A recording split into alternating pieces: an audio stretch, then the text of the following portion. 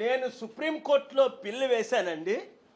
ప్రార్థన ఏంటంటే ఇమీడియట్గా రాజకీయ నాయకులు, ముఖ్యంగా చంద్రబాబు నాయుడు, పవన్ కళ్యాణ్ తిరుపతి లడ్డు విషయం మాట్లాడకూడదు. ఎందుకంటే వాళ్ళు చంద్రబాబు నాయుడు గారు 75 సంవత్సరాల వయసు, 40 సంవత్సరాల పొలిటీషియన్ అయ్యిండు కూడా ఇర్రెస్పాన్సిబుల్గా ప్రెస్ మీట్లు పెట్టి కల్తీ నెయ్యి కల్తీ కాకుండానే అబద్ధాలు చెప్తున్నారని సుప్రీంకోర్టే క్వశ్చన్ చేసింది నిన్న కోర్టు 3లో.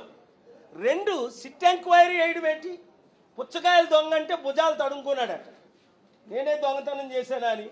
చంద్రబాబు నాయుడు గారు చేసిన తప్పు గమనించాలి తప్ప మరలా దానికి సిట్ ఎంక్వైరీ ఏంటి? ఆయన్ని ఎంక్వైరీ చేసుకోవడం ఏంటి? అప్పుడు కేసీఆర్ గారు కూడా సెక్రటరేట్ హోమం విషయంలో సిట్ ఎంక్వైరీ చేస్తే ఇదే సుప్రీంకోర్టులో ఇదే చీఫ్ జస్టిస్ గారి ముందు నేను వాదనలు వినిపించాను లాస్ట్ ఫిబ్రవరి మార్చిలో. సో కనుక ఇప్పుడు ఒకటి సిబిఐ ఎంక్వైరీ జరగాలి తిరుపతి లడ్డు నెయ్యి కల్తీ విషయంలో. ఎందుకు నాకు తెలిసి అయితే కోర్టులకు తెలిసింది ఏంటంటే కల్తీ జరగలేదు.